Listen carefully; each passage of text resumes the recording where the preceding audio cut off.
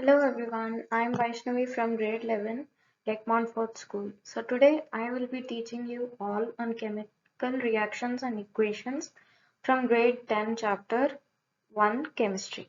So let's start. Chemical reactions. What is a chemical reaction? The transfer of chemical substance into another chemical substance is known as chemical reaction. For example, rusting of iron, the setting of milk into curd, digestion of food, respiration, and many more. In a chemical reaction, a new substance is formed, which is completely different in properties from the original substance. So this is in a chemical reaction, a chemical change takes place. As you see in rusting of iron. So first iron is in like a grayish color, and when it gets rust, it starts becoming somewhat like brown in color. So that's what they're telling.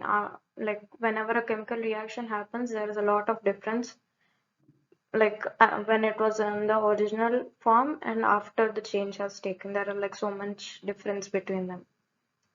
Only a rearrangement of atoms takes place in the chemical reaction. So to tell that difference, it's only because of rearrangement of atoms that difference occurs. The substance which takes part in the chemical reaction is called reactant. Like suppose iron is reacted with moisture. So that is the reactants. And after it becomes rusted, that's the product. Like what is the output that you get after the reaction happens? That's the product. So let's take an example. Burning of magnesium in air to form magnesium oxide is an example of chemical reaction. So when you burn a magnesium strip, it starts burning with a dazzling white flame in the presence of oxygen and gives out magnesium oxide. Before burning in air, the magnesium ribbon is cleaned by rubbing with sandpaper. This is done to remove the oxide layer on the magnesium because it's exposed to air. So there's a layer of oxide formed on it. So we have to rub it with the sandpaper to remove the oxide layer on it. Next, reactants. Substance which takes part in the reaction, chemical reaction are called reactants. As I told previously in the rusting of iron case, over here they're doing in a reaction form, like which part of the reaction is called reactants and which part is called the product. So looking at this equation, you can tell that magnesium and oxygen are the reactants and magnesium oxide is the product that we got when we reacted magnesium and oxygen. Next, characteristics of chemical reaction. So the first characteristic is evolution of gas. So the chemical reaction between zinc and dilute sulfuric acid is characterized by the evolution of hydrogen gas. So when zinc and diluted H2SO4 reacts, there is hydrogen gas which is evolved. Next is change in color. When a chemical reaction happens, there might be change in color. So let's take this example between citric acid and purple colored potassium permanganate solution.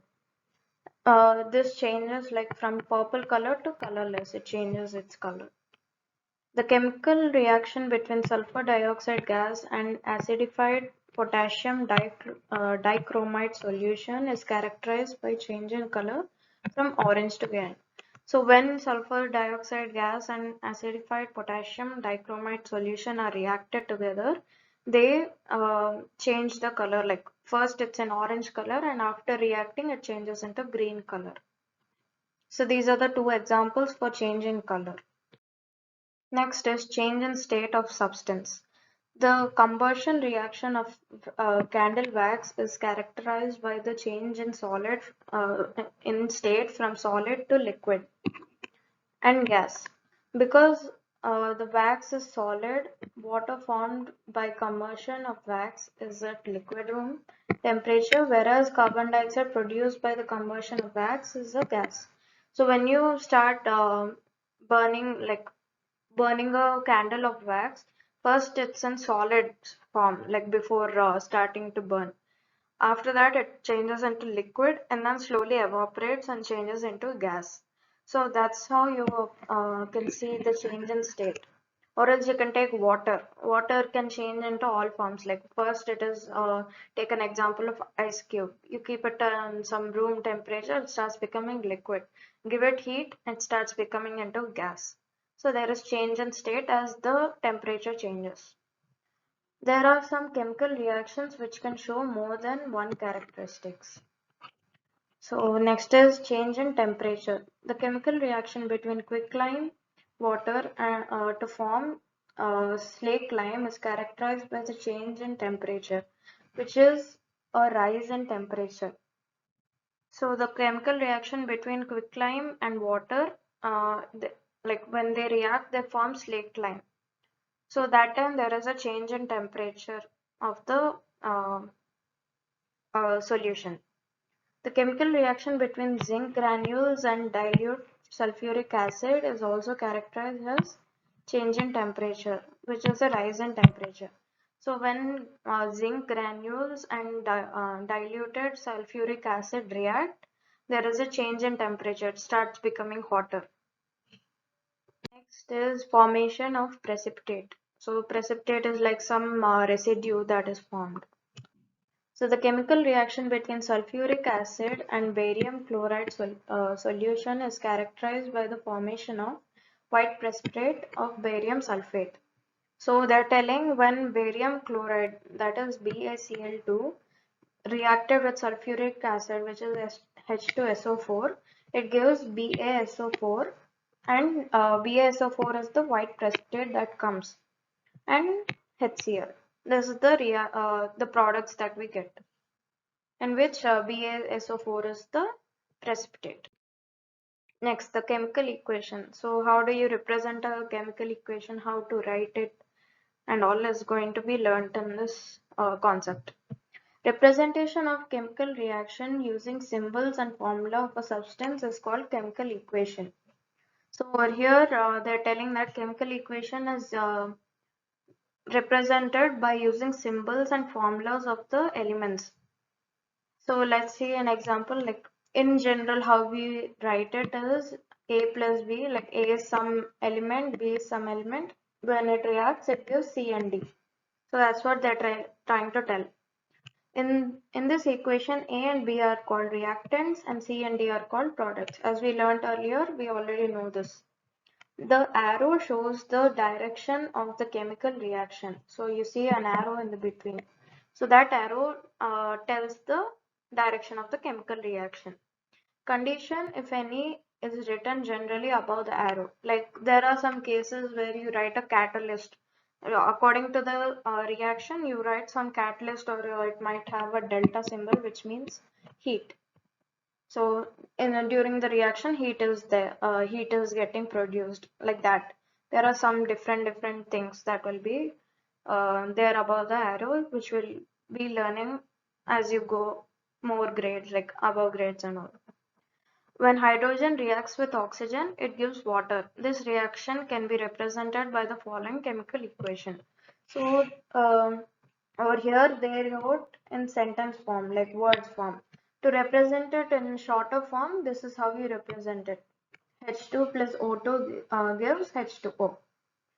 So in the first equation, words are used, and in second, symbol of substance and are used to write the chemical equation.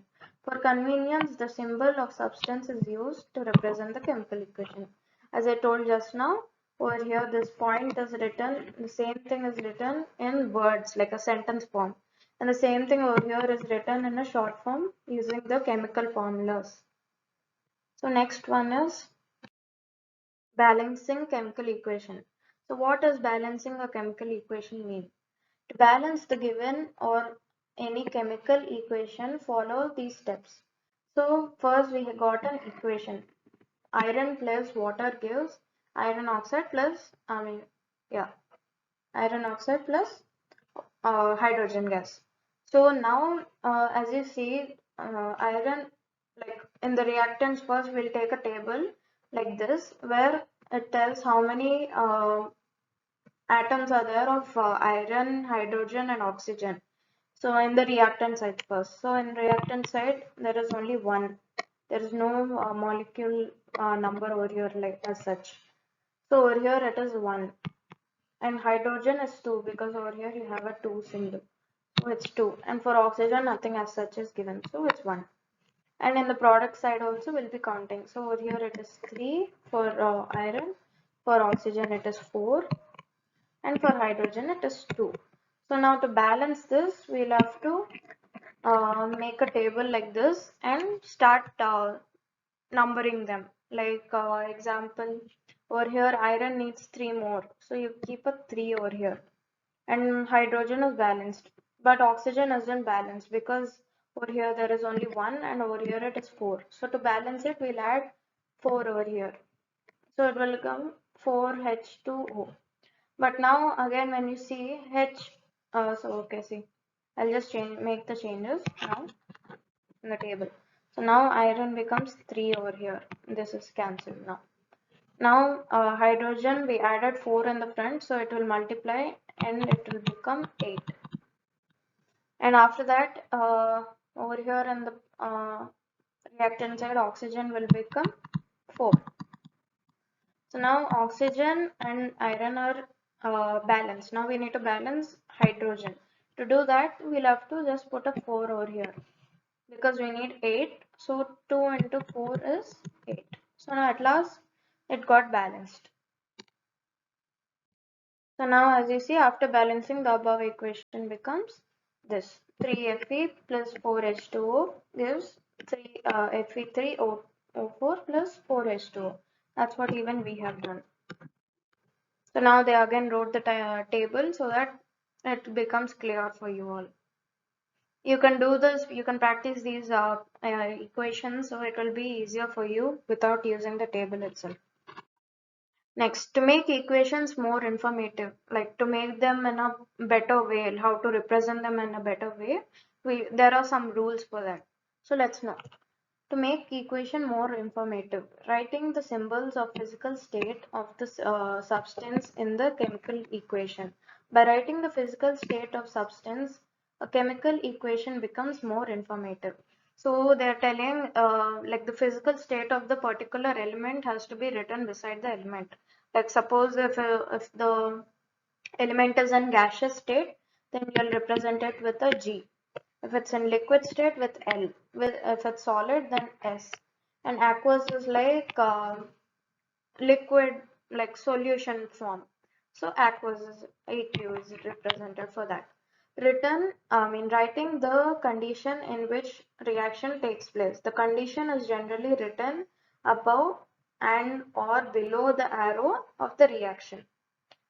Thus, by writing the symbol of the physical state of substance and the condition under which reactions takes place, a chemical equation can be made more informative. They're just telling that using this few points, you can make the equation more better in way. Thank you. I hope you understood this. There will be a part 2 coming where I'll be teaching the different reactions that takes place. And if you have any doubt, please do let me know. And I hope everyone understood this. Thank you.